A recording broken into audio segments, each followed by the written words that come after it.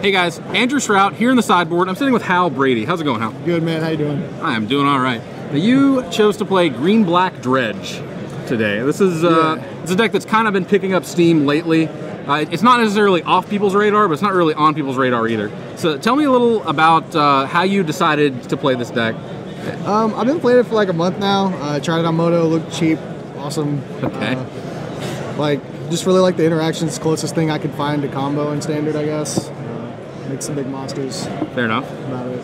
All right, so you just kind of wanted to do something broken, if you could? Yeah. Okay, so if you're not aware of the way this deck works, you're basically trying to play a bunch of mana ramp type creatures and then fill up your graveyard with graveyard effects. So kind of the infrastructure, the backbone of this deck then are the mana creatures. You have 4 Elvish Mystic, 4 Sylvan Caryatid, and 2 Deathrite Shaman. And then the graveyard enablers, you have 4 Grizzly Salvage, 3 Commune with the Gods, and 4 Satyr Wayfinder.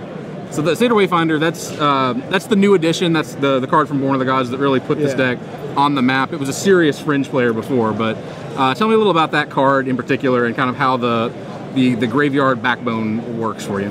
Yeah, I mean that's really what made this deck really put it up to the next level. It's a creature, gets lands, puts stuff in the graveyard. Everything this deck needed. It needed another one.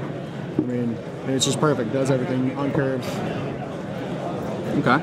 So once you fill your graveyard up, you're then looking to play something that can take advantage of having your graveyard filled up. Yeah. And in that respect, you have 4 Nemesis of Mortals, draft all-star, but also constructed sleeper Doing pick. some work in constructed. Yeah. 2 Jared Golgari Lich Lord, and then 4. Sorry, is it 3 or 4? It is just the 3. Then no, there it is. There we go. 4 Night Howlers. Had it hiding in the Heralds of Torment. Yeah. All 4 Night Howlers. Now you were actually referring to this deck as Night Howlers. Yeah.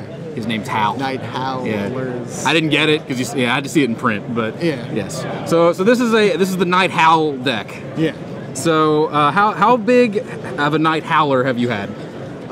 Today 10-10. I think I've had it like a 13-13 before. Okay.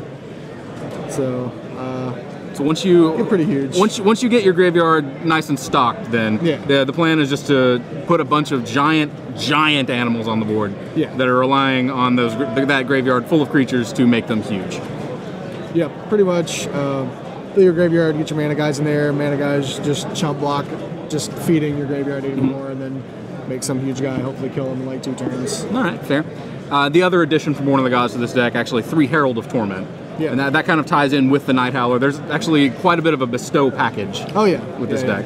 So tell me a little bit how that's worked out for you. Yeah, I mean, he gives the deck a little bit of reach, he gives flying, a little bit of evasion. Essentially all the Bestow stuff has haste. So I haste, play this guy on turn 3, bestow a Night Howler on him.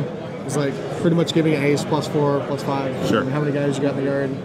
Just makes them pretty hard to deal with. Okay. Just adding that extra layer of resilience. Each threat needs to be dealt with twice. Right. Sure. All right. So you chose to play this deck just because you wanted to do something powerful. Yeah. What do you think your best matchup is? Best matchup? Thought it was red-green monsters. Okay, fair. Not so much now. I like the control matchup. I like the mono-black matchup. Again, mono-black has to 2-for-1 all of your good threats. So yeah, I really wanted to play against red-green monsters.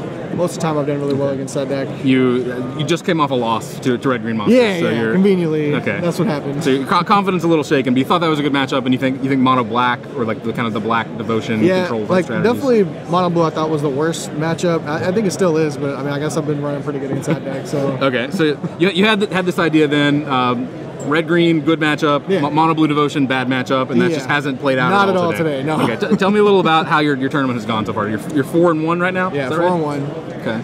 I mean, round 1 played against Mazes Inn, got destroyed game 1. Just got kind of scared about that. All right. I didn't actually want to lose to that deck. We got there game 2 and 3, and then 2 supposedly bad matchups. Round 2 and 3 mono blue. A pair of mono blue devotion decks. Yeah. We actually had you on camera for I believe both of them. It's for bits game and pieces, 3 right? of round 2, and then I played the whole one. Okay. Then just I played against the mono green aggro deck round 4. That one, okay, I'll change. That's my best matchup. Mono green aggro. Yeah, all right. That's my best matchup. Okay, fair. And then, I lost to the red green.